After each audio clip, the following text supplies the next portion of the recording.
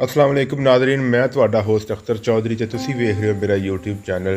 ਨਾਦਰੀਨ, ਜਿਸ ਤਰ੍ਹਾਂ ਕਿ ਤੁਹਾਨੂੰ ਪਤਾ ਹੈ ਕਿ ਅਸੀਂ ਤੁਹਾਡੀ ਗੱਲ ਕਰਵਾ ਰਹੇ ਸਾਂ ਬਾਬਾ ਜੀ ਚੌਧਰੀ ਜ਼ਿਆਉਦੀਨ ਸਾਹਿਬ ਦੇ ਨਾਲ, ਜਿਹੜੇ ਕਿ ਸਾਬਕਾ MP ਨੇ, ਤੇ ਇਹਨਾਂ ਦਾ ਪਿੰਡ ਚੱਕ ਨੰਬਰ 21RA, ਜਿਹੜਾ ਕਿ ਨਹਿਰ ਲੋਅਰ ਬਾਰੀ ਦੁਆਬ ਦੇ ਕੰਢੇ ਤੇ ਵਾਕਿਆ ਤੇ ਬਿਲਕੁਲ ਰੇਨਾਲਾ ਖੁਰਦ ਸ਼ਹਿਰ ਦੇ ਨਾਲ ਵਾਕਿਆ। ਤੇ ਅਸੀਂ ਤੁਹਾਨੂੰ ਇਹ ਵੀ ਦੱਸੀ ਚੱਲੀਏ ਕਿ ਬਾਬਾ ਜੀ ਇੱਕ ਦਫਾ MPA ਬਣ ਚੁੱਕੇ ਨੇ ਤੇ ਉਸ ਤੋਂ ਬਾਅਦ ਲਗਾਤਾਰ 4 ਵਾਰੀ ਉਹਨਾਂ ਦੇ ਭਤੀਜੇ ਚੌਧਰੀ ਜਵੇਦ ਅਲਾਉਦੀਨ MPA ਬਣ ਚੁੱਕੇ ਨੇ। ਔਰ ਇਸ ਪਿੰਡ ਦਾ ਇਜਾਜ਼ ਹੈ ਕਿ ਬਿਲਕੁਲ ਇੱਕ ਛੋਟਾ ਜਿਹਾ ਔਰ ਸਾਫ ਸੁਥਰਾ ਪਿੰਡ ਹੈ ਔਰ ਬਹੁਤ ਹੀ ਖੂਬਸੂਰਤ ਪਿੰਡ ਹੈ, ਵੇਖਣ ਦੇ ਲਾਇਕ ਹੈ। ਤੇ ਇੱਥੋਂ ਮਤਲਬ ਕਿ ਪੰਜਾਬ ਦੇ ਜਿਹੜੇ ਵੱਡੇ ਵੱਡੇ ਲੋਕ ਨੇ ਉਹ ਇੱਥੋਂ ਦਾ ਰੁਖ ਕਰਦੇ ਨੇ, ਕਿਉਂਕਿ ਬਾਬਾ ਜੀ ਦਾ ਜਿਹੜਾ ਖਾਨਦਾਨ ਹੈ ਉਹ ਸਦਾ ਬਹਾਰ MPA ਹੈ ਇੱਥੋਂ ਦਾ। ਤੇ ਚਲੋ ਹੁਣ ਆਪਾਂ ਬਾਬਾ ਜੀ ਨਾਲ ਮਜ਼ੀਦ ਗੱਲਾਂ ਸ਼ੁਰੂ ਕਰੀਏ। ਮੈਂ ਤੁਹਾਨੂੰ ਇੱਕ ਗੱਲ ਦੱਸਾਂ ਬਈ, ਚੌਧਰੀ ਭਾਈ ਸਾਹਿਬ ਤਹਿਸੀਲ ਨਾਜ਼ਮ ਖਾਨ ਮੇਰੇ ਤੋਂ ਬੜੇ ਭਾਈ, ਉਹ ਅਲੀਗੜ੍ਹ ਯੂਨੀਵਰਸਿਟੀ ਦੇ ਪੜ੍ਹੇ ਸਨ। ਲਾਹੌਰ ਇੱਕ ਸ਼ਾਦੀ ਸੀ, ਜਵੇਦ MPA ਸੀ, ਤੇ ਮੈਂ ਉਹ ਸ਼ਾਦੀ ਮੈਂ ਵੀ ਗਿਆ, ਜਵੇਦ ਵੀ ਗਿਆ ਤੇ ਚੌਧਰੀ ਭਾਈ ਸਾਹਿਬ ਵੀ ਗਏ। ਰਾਤ ਦੀ ਸ਼ਾਦੀ ਸੀ, ਸਰਦੀ ਬੜੀ ਸੀ, ਧੁੰਦ ਬੜੀ ਪੈਂਦੀ ਸੀ। ਉੱਥੋਂ 10 ਵਜੇ ਫਾਰਗ ਹੋਏ ਤੇ ਜਵੇਦ ਕਹਿਣ ਲੱਗਾ ਵੀ ਤੁਸੀਂ ਤਾਇਆ ਜੀ ਦੇ ਨਾਲ ਚਲੇ ਜਾਓ, ਨਾਲੇ ਮੈਂ ਤਾਂ ਲਾਹੌਰ ਹੀ ਰਹਿਣਾ ਰਾਤ। ਮੈਂ ਚੌਧਰੀ ਭਾਈ ਸਾਹਿਬ ਨੂੰ ਕਿਹਾ ਵੀ ਤੁਹਾਡੇ ਆਪਣਾ ਹੈ ਗੱਡੀ ਦੀ ਕੋਈ ਜਗ੍ਹਾ ਹੈਗੀ ਤੇ ਮੇਰੇ ਵਾਸਤੇ। ਉਹਨੇ ਕਿਹਾ ਠੀਕ ਹੈ, ਤੁਸੀਂ ਸਾਡੇ ਨਾਲ ਚੱਲਦੇ ਰਹੋ। ਅਸੀਂ ਰਾਤ ਦੀ 2 ਵਜੇ ਪਹੁੰਚੇ ਜੀ ਇੱਥੇ ਰੇਨਾਲੇ।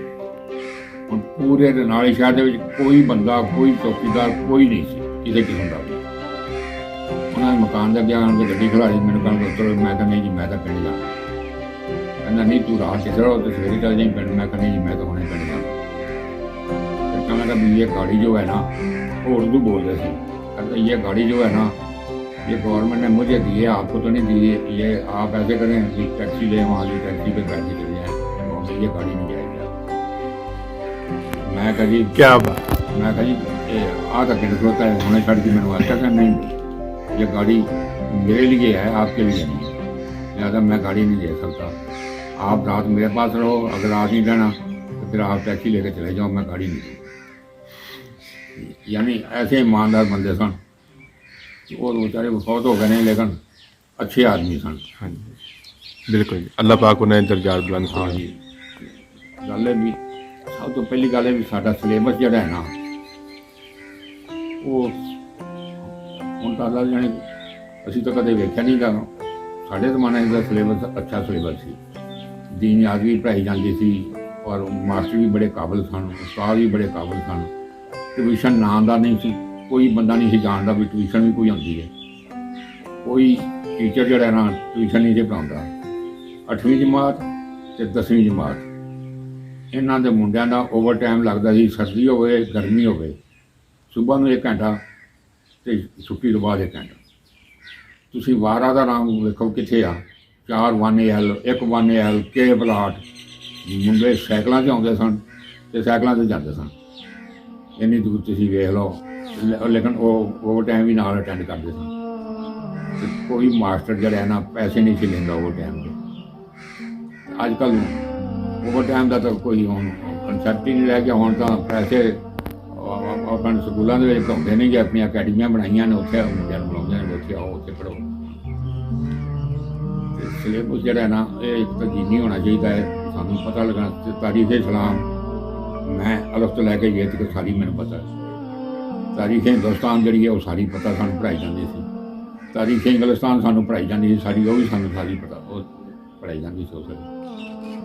तो दूसरा जुल्म ये होया भी पाकिस्तान बनने तो बाद इतने अरबी जबान जी है ना, उन्होंने लाजमी करना चाहिए। हुण असीं कुरान ही पढ़ते हैं, सानू नहीं पता भी की पढ़ते पे। असीं नमाज पढ़ते पे, सानू नहीं पता भी की पढ़ते पे। इस गल का ही ना अपन पता हो, जिंदे मतलब ही ना सानू पता हो। गल है भी सिलेबस के इस्लामियात के बामानी होनी चाहिए है। कुरान बकायदा शहर पढ़ाया जाना चाहिए स्कूलों के भी।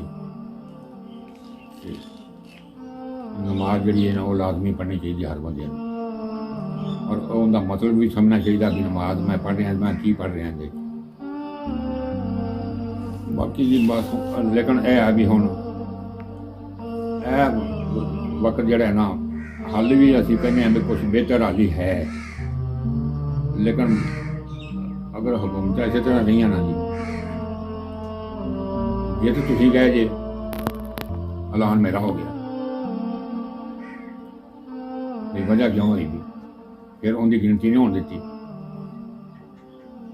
ਇਹ ਬੜਾ ਜ਼ੁਲਮ ਹੋਇਆ ਇਸ ਹਕੂਮਤ, ਇਹ ਹਕੂਮਤ ਜਿਹੜੀ ਹੈ, 86 ਬੰਦੇ ਜਿਹੜੇ ਨਾ ਉਹਨਾਂ ਦੇ ਨਤੀਜੇ ਬਦਲੇ ਗਏ ਨੇ, ਨਤੀਜੇ ਨਹੀਂ ਬਦਲੇ, ਉਹਨਾਂ ਦਾ ਐਲਾਨ ਉਹਨਾਂ ਦਾ ਹੋ ਗਿਆ ਮੁਖਾਲਫਾਂ ਦਾ।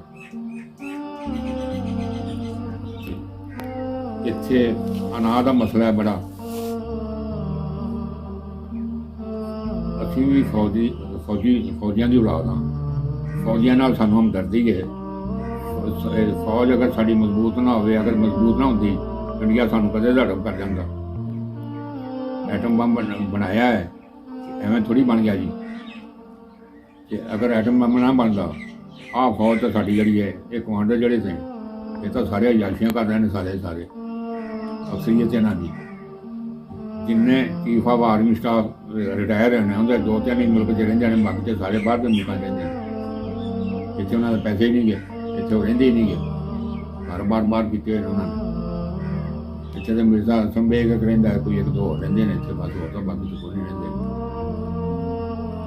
ਇੱਥੇ ਤਾਂ ਜੀ ਅਦਾਰੇ ਜਿਹੜੇ ਨਾ, ਜਦ ਤਾਈਂ ਆਪਣੇ ਅਦਾਰੇ ਆਪਣੇ ਮਹਿਕਮੇ ਦੇ ਵਿੱਚ ਹੀ ਰਹਿਣ, ਸਿਆਹਤ ਕਰਨ, ਬਾਕੀ ਅਦਾਰੇ ਆਪਣੇ ਰਹਿਣ। ਦੂਸਰਾ ਅਦਾਲਤੀ ਨਿਜ਼ਾਮ ਜਿਹੜਾ ਉਹ ਜ਼ਮੀਨ ਬੋਸ ਹੋ ਗਿਆ, ਅਦਾਲਤੀ ਨਿਜ਼ਾਮ ਆਈ ਕੋਈ ਨਹੀਂ।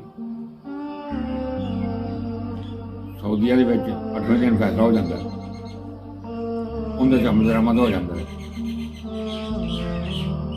ਇਹ ਹੁਣ ਸਾਡੇ ਨਾਲ ਹੀ ਅਫਗਾਨਿਸਤਾਨ ਜਿਹੜੇ ਆ ਹੁਣ ਹੈ ਨੇ, 1 ਸੈਕਿੰਡ ਦੇ ਵਿੱਚ ਫੈਸਲਾ ਕਰਦੇ ਨੇ, ਉਸੇ ਦਿਨ ਹੀ ਉਹਨੂੰ ਸਜ਼ਾ ਦੇ ਦਿੰਦੇ। ਉੱਥੇ ਹੁਣ ਜਿਹੜੇ 20 ਸਾਲ ਤੱਕ ਲੜਦੇ ਰਹੇ ਨੇ ਲੋਕ, ਤੇ ਉੱਥੇ ਜਿਹੜੇ ਜੰਗਜੂ ਲੋਕ ਇੱਕ ਦੂਸਰੇ ਦੇ ਮੁਖਾਲਫ ਵੀ ਉੱਥੇ ਬੜੇ ਨੇ, ਲੇਕਿਨ ਅਦਾਲਤੀ ਨਿਜ਼ਾਮ ਉੱਥੇ ਉਹਨਾਂ ਨੇ ਐਡਾ ਤਕੜਾ ਬਣਾਇਆ ਵੀ ਉੱਥੇ ਕਿਸੇ ਦੀ ਜ਼ਰੂਰਤ ਨਹੀਂ ਜ਼ੁਲਮ ਕਰ ਲਓ। ਇੱਥੇ ਤਾਂ ਭਾਈ ਅਦਾਲਤੀ ਨਿਜ਼ਾਮ ਨਵਾਂ ਲਿਆਉਣਾ ਹੈ। ਮੁਗਲਾਂ ਜਿਹੜੇ ਨੇ ਉਹ ਆਮ ਬੰਦੇ ਜਿਹੜੇ ਉਹ ਫੀਸ ਲੈ ਲੈਂਦੇ ਨੇ, ਉਹ ਦੂਸਰੇ ਵਕੀਲ ਨਾਲ ਰਲ ਜਾਂਦੇ ਨੇ। ਮੇਰੇ ਕੋਲ 2-4% ਵਕੀਲ ਹੋਣਗੇ ਜਿਹੜੇ ਕਿਤੇ ਨਹੀਂ ਰਲਦੇ, ਨਹੀਂ ਤਾਂ ਸਾਰੇ ਰਲ ਜਾਂਦੇ ਨੇ ਇੱਕ ਦੂਜੇ ਨਾਲ। ਇੱਥੇ ਤਾਂ ਮਾਮਲਾ ਸਾਰਾ ਹੀ ਗੜਬੜ ਹੈ ਜੀ। ਤੇ ਸਾਡੀ ਤਾਂ ਪੂਰੀ ਕੋਸ਼ਿਸ਼ ਹੈ ਵੀ ਲੋਕਾਂ ਨੂੰ ਮੁਕੱਦਮਿਆਂ ਤੋਂ ਬਚਾਓ, ਲੋਕਾਂ ਨੂੰ ਆਪਣਾ ਕਚਹਿਰੀਆਂ ਤੋਂ ਬਚਾਓ, ਥਾਣਿਆਂ ਤੋਂ ਬਚਾਓ। ਇਹ ਅੱਜ ਕੱਲ੍ਹ ਬੰਦਿਆਂ ਦੇ ਨਾਲ ਨੇਕੀ ਹੈ ਜਿਨ੍ਹਾਂ ਨੂੰ ਬਚਾਇਆ ਜਾਏ। ਬਿਲਕੁਲ ਜੀ। ਨਾਜ਼ਰੀਨ, ਤੁਸੀਂ ਬਾਬਾ ਜੀ ਦੀਆਂ ਗੱਲਾਂ ਸੁਣੀਆਂ, ਤੇ ਬਾਬਾ ਜੀ ਕੋਲੇ ਮਾਸ਼ਾਅੱਲਾ ਵਸੀ ਨੌਲੇਜ ਹੈ ਪੁਰਾਣੀ ਤਾਰੀਖ ਦਾ, ਹਰ ਚੀਜ਼ ਦੇ ਬਾਰੇ 'ਚ। ਲੇਕਿਨ ਵਕਤ ਚੂੰਕਿ ਬਹੁਤ ਸ਼ਾਰਟ ਹੈਗਾ, ਇਹਦੀ ਵਜ੍ਹਾ ਨਾਲ ਅਸੀਂ ਆਪਣੀ ਗੁਫ਼ਤਗੂ ਨੂੰ ਹੁਣ ਕਲੋਜ਼ ਕਰਨੇ ਆ। ਤੇ ਸਾਨੂੰ ਉਮੀਦ ਹੈ ਕਿ ਤੁਹਾਨੂੰ ਬਾਬਾ ਜੀ ਦੀਆਂ ਗੱਲਾਂ ਬਹੁਤ ਅੱਛੀਆਂ ਲੱਗੀਆਂ ਹੋਣਗੀਆਂ, ਤੇ ਅਸੀਂ ਇਨਸ਼ਾਅੱਲਾ ਤਾਲਾ ਫਿਰ ਕਿਤੇ ਕੋਸ਼ਿਸ਼ ਕਰਕੇ ਬਾਬਾ ਜੀ ਕੋਲੇ ਹਾਜ਼ਰ ਹੋਵਾਂਗੇ, ਤਾਂ ਕਿ ਤੁਹਾਨੂੰ ਮਜ਼ੀਦ ਵੀ ਜਿਹੜੀਆਂ ਗੱਲਾਂ ਨੇ ਉਹਨਾਂ ਦੇ ਬਾਰੇ ਵਿੱਚ ਵੀ ਆਗਾਹੀ ਮਿਲੇ। ਤੇ ਤੁਹਾਡਾ ਬਹੁਤ ਸ਼ੁਕਰੀਆ।